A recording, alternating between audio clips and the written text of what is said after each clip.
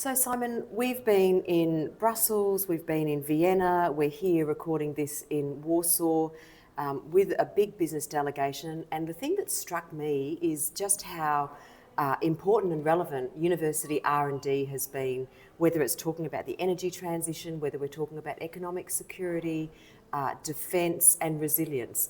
From your perspective as PVC infrastructure at University of Sydney, what's the takeout for you?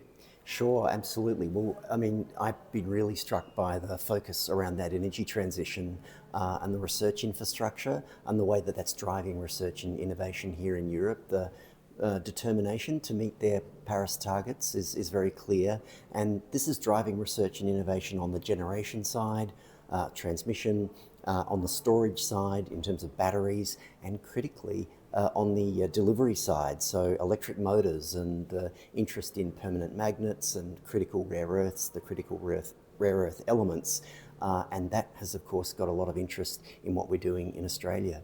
I think what has struck me is the synergies, particularly here in Warsaw, but also in Vienna with the research partners that I know you've been often met with some.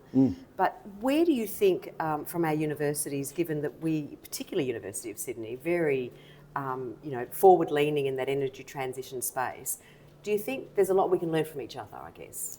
Oh, certainly there is. There really is. I mean, the expression like-minded thinking has been pervasive all through the tour, and the determination here to really meet the Paris targets is an understanding that research and development is going to be key for that. So at Sydney, we have a huge priority, like many of our other Go8 partners, on net zero and on the technologies that are going to get us there. And of course the policies around that as well, and the policy infrastructure as well as the energy infrastructure, they have to be synced up. Tell us a little bit. I know here in Warsaw you actually went off and met with one of your partners, a really interesting piece of infrastructure and kit that the University of Sydney's just recently acquired. Tell us very briefly about that. Sure. So there's a company that's been spun out of the Warsaw University of Technology here. It's called Amazement, and it is a platform that can take different feedstocks in the form of either wire, bar or ingots and turn that into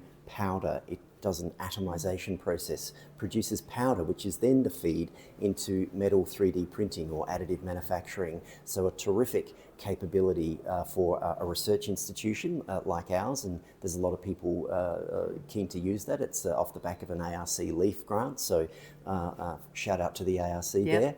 And of course, this is a great technology that allows tremendous flexibility for our researchers to make bespoke, customized alloys for magnetic materials, for structural materials, and so on. And I don't think there would be that recognition broadly that we're even doing that. Not that we're not doing the research, but that connectivity, for example, with the here in Poland. Absolutely, and fantastic to have the company talking to us about trying to get into Horizons Europe and partnering up there. And so I know that's something that we've been hearing a lot here this week. So I can't finish any interview that I do here in Europe without talking about Horizon Europe. It's become a standing joke.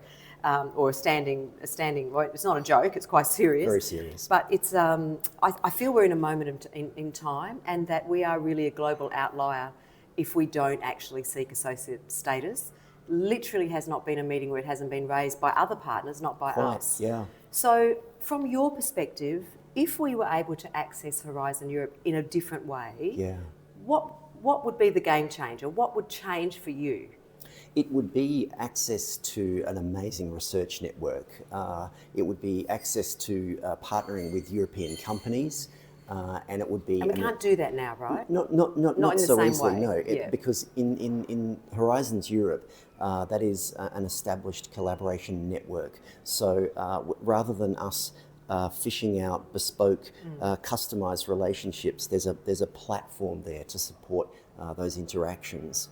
And as you've said through the week, of course this is so important for Australia, but it's been really interesting watching the pull from the European partners there, and anything that takes Australian researchers, Australian innovators closer to a 20 trillion euro annual market, such as it is here in Europe, that's very important. And particularly right now, if you think about the moment in time we're in, We've, we've talked about this throughout the trip, that the US will always be our ally and partner, of course, but right now it's very uncertain. And here is this huge global market which you've referred to. It's almost a no-brainer, right? It's a no-brainer. That we don't actually seek access into it. I think so, and especially an important thing for all of Australian universities, and particularly the Go8, without a doubt. And in a sense, although there's no hard coupling there, you can see a kind of a companionship between Horizons Europe and our participation there and the FTA. Yeah, great. Thanks, Simon.